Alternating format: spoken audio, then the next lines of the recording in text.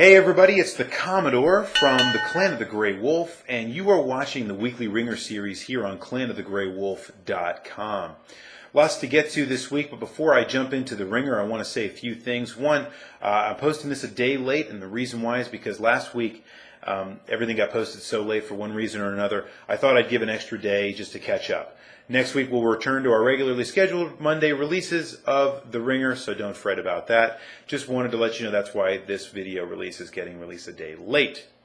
Now, moving forward from that, I also wanted to say that here in America we are observing the 10-year anniversary of September 11th, 2001, which absolutely was obviously a world-changing event. And as everyone out there, all of us at the Clan of the Grey Wolf have commented, and many people elsewhere in news and in all forms of entertainment everywhere have undoubtedly echoed. Our sentiments are with all the families and all of the people whose lives were touched by the deaths and the tragic events and the attacks of September 11th. Just wanted to say that all of my thoughts and prayers are with all of them, as they are with all of us, in remembering those terrible, terrible events. I know almost everybody that's probably out there listening to the site has some kind of memory of September 11th, and you know, it's something that really helps to define a generation, unfortunately. But we will never forget, and we don't forget here at Clan of the Grey Wolf either. I just wanted to mention that before I move on. So, we have lots to do today. Well, what are we going to do? We're going to look at the question I asked last week about games and game franchises that will be played in 25 years. We will also reflect a little bit about some of the contributions that you guys have given, which I thought were very good. And I'm also going to do, as I always do, reflections of myself, what my answer for the question would be. And then I'm going to ask you all a question for next week that focuses on the PlayStation generation. That is the PS1. So if you got into gaming around the PlayStation 1, or you were already well into gaming by the PlayStation 1, or if you've even played a PlayStation, an original PlayStation, this question is for you, so stay tuned. All right, so last week, as you'll recall, I asked a question about franchises, or specifically games or game franchises that would be played in 25 years. Two things I want to say right off the bat. And one of them is that I really didn't define maybe my terms the best, because 25 years, as many of you caught on, is probably not the greatest time period to think of in terms of the longevity of something. So if I look back at 25 years and I see something like Mario Brothers, which undoubtedly has longevity, that might not be the greatest accurate, most wonderful representation of how something is really going to be remembered. So in 25 years from now, will they be playing Mario? I honestly don't know. But if I were going to have to hold something up, I'd probably start looking at something like Mario to be held 50 years from now. So maybe my time period was a little bit short. In retrospect, maybe I would change that. But that's what the Wringer's all about. We ask questions that sometimes we don't have all the answers to, which leads me to my second point, which is that, and this is specifically going to get brought out during the contribution of Lishida, who talked about, really there are two ways to look at this. There are, and several of you caught on to this, that I might be asking about a video game that exists, or that will exist in 25 years, like Final Fantasy 800, or if we're talking about if people will be playing Final Fantasy 3 25 years from now. There are two very good ways to look at that, and rather than spoil the way that I was thinking about it, I'm going to jump right into the contributions, and we'll find that out when I talk about my own answer to the question. So, there are, and undoubtedly, guys, there are no right or wrong answers here. I wanted to just kind of point out some of the things I thought were interesting. Many of you, many of you, almost every one of you talked about the Nintendo franchises. That speaks to the power of the Nintendo franchises and also speaks to the longevity of them. Someone, I'm trying to think who it was. I think it was Sonic Rose, mentioned the idea of it being kind of required reading almost of every video gamer out there. I know that's not required reading, required gaming of every gamer out there to play Super Mario Brothers, the original. I could not agree more. I think it absolutely is. It would be difficult for me to imagine a video gamer in this day and age, in 2011, that has not at some time either played or heard of Super Mario Brothers. It's true. I think that's absolutely has longevity, and the concept, even if it, some of you mentioned maybe Mario Galaxy or whatever, having that kind of longevity. While I remain unconvinced about that, I would absolutely say that the concept and the characters of Mario Brothers will last 25 years from now. So that if people aren't playing, and this answers to both sides of the question as I said before, if people aren't playing Super Mario Brothers, the original, in 25 years, they'll at least be playing some kind of platformer a la, with the Super Mario Brothers characters, a la Super Mario Galaxy, 25 years from now. And I don't think that's a hard thing to imagine. So many of you mentioned the Nintendo franchises. I don't mean to just center on Mario, but it happens to be probably the greatest example. Several of you mentioned the Legend of Zelda series, which I think is absolutely a great example. I think it has just as good a chance, maybe a little bit less of a chance as Mario does, to be as popular today as it was 20 years ago, as it will be 25 years from now. I could easily see it making the 50-year jump, right? There are other Nintendo franchises, maybe Pokemon, but honestly, I don't see any of them having the kind of staying power of Mario and of Zelda. There are obviously things that have intertwined. I mean, the Smash Brothers franchise obviously brings all of those different franchises together. Could we be playing Smash Brothers in 20 years? It's possible, but I would still consider that to be a vehicle that sits on the back of the franchise itself. And obviously we can have arguments about that. But that I think is probably the most legitimate two franchises or games that people will play. And out of those two, you guys talked about, I think, probably the correct answers, which are the original Super Mario Brothers and probably something along the lines of Link to the Past or Ocarina of Time for Zelda, or even the original Legend of Zelda. All of those, I think, are valid answers. The llama talked about that technology will change. So maybe this question is not valid because technology changes. Maybe that will change franchises. So the fact that FPS is played right now, maybe FPSs will be completely obsolete in 25 years. Or maybe they won't look anywhere near the same. Many of you picked up on this theme, and I think it's absolutely a very good point. I think that's true. However, I think there are certain things about gaming that make them exciting.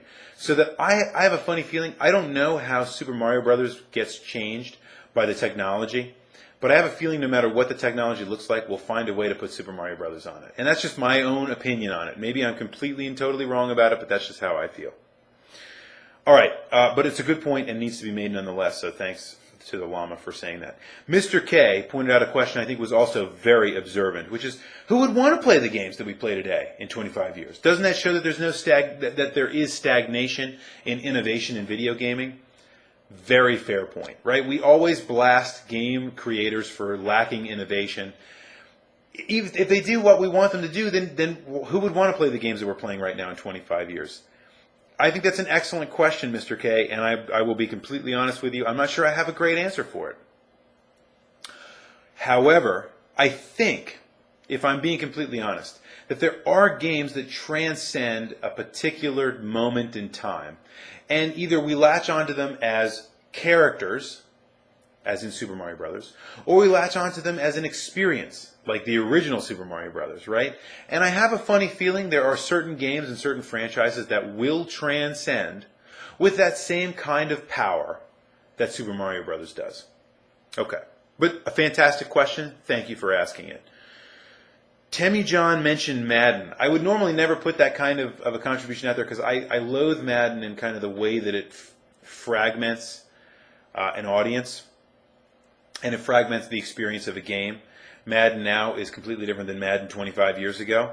But I think you're probably right. If we're talking about Madden 800 or whatever it wouldn't be that long. I'd have to do the math because honestly I don't know what Madden we're on in terms of number right now. But in 25 years, will we be playing the newest iteration of Madden? I think it's entirely possible. Considering that the football is relatively the same game it is today that it was so long ago, I realize it's very different in terms of its presentation, blah, blah, blah, but you still play in the same kind of field and you still play with the same kind of rules. I think it's not crazy to think that we would be playing the equivalent of Tecmo Super Bowl 25 years from now. Now, Tecmo Super Bowl itself is only 20 years old, but, well, the original is not. Tecmo Super Bowl is 20 years old. But Tecmo Bowl is older than that. But I think foreseeably you could be playing that in 25 years. I know I will still be having Tecmo Super Bowl tournaments in 25 years. I just find that to be something that will absolutely happen. But that's a great contribution. Namekian talked about online games changing because we can't talk about those because there's going to be no servers.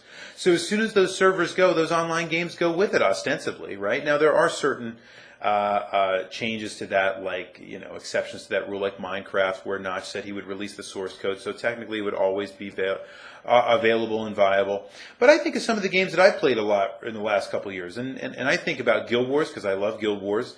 Guild Wars will never be the same. It will never be something that you'll be able to play unless you have somebody serving it locally that you get on, or someone serves it, or someone picks it up and buys it, or whatever the case might be. Or we adapt it to being a game that you can play as one player and just have fun with a LAN party or something. The point is, folks, I think you're absolutely right. How is WoW going to change? What if in 25 years World of Warcraft servers don't exist? Now, I find that really hard to believe, considering it's one of the most lucrative games in the world. But it begs the question, does it not? What will happen when those servers all go away? And I think it's a great question. The answer is I'm not sure, and I don't think it holds a very good future for many of those games in terms of being around in 25 years. Because if you think about it, there are some people that are still out there playing EverQuest 10 years later. Longer than that, right? So maybe there will be World of Warcraft in a different iteration, World of Warcraft 3, 4, 5. By that point, it's very possible it could be out there. Great question to challenge the concept. Estolia mentioned that her bet was on Blizzard. Fantastic bet, if I were going to make one myself, that a Blizzard franchise will be around. And it doesn't have to be World of Warcraft. Look at Diablo, which was her example. 15 years, 3 games. Pretty good ratio. That means that another 15 years we'd be at Diablo 6. I don't think that's a concept that could be that far-fetched. Considering gaming probably won't change that much in terms of technology, there's probably still going to be a tremendous amount of change in terms of user interface, but I'm not sure the experience of the game is probably going to change that fundamentally. But I could be completely wrong, in which case there could easily be a Diablo 6 that works with a completely different interface.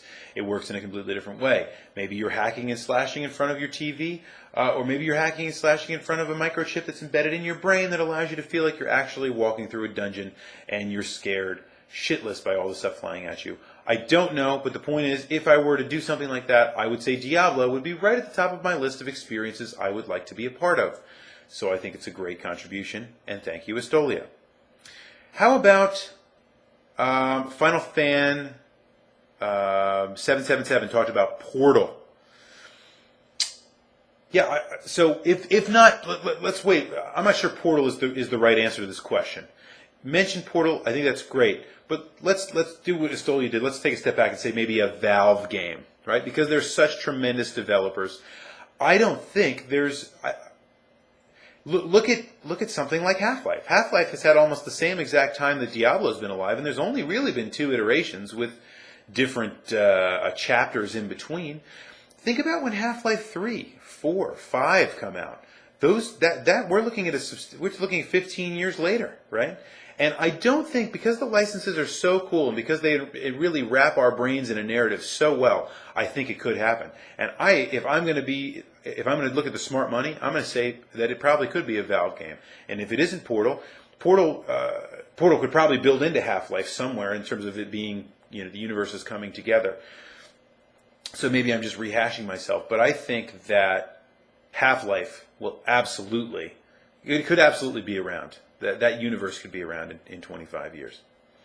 Let's look at... now it's time for a feature we all know and love, which is Youngblood, who put out a great question, or a great answer again, which is the scientific D6. Now, I don't have my scientific D6, but I do have a D6 in my hand, which I will use as a substitute, because my scientific D6 is not immediately available for reasons I will not explain here. Anyway, here comes my roll for Youngblood's post. And it looks like we have Tetris is the answer to, and what a good answer. I couldn't help but absolutely 100% agree. I think Tetris Youngblood is a fantastic contribution. It is absolutely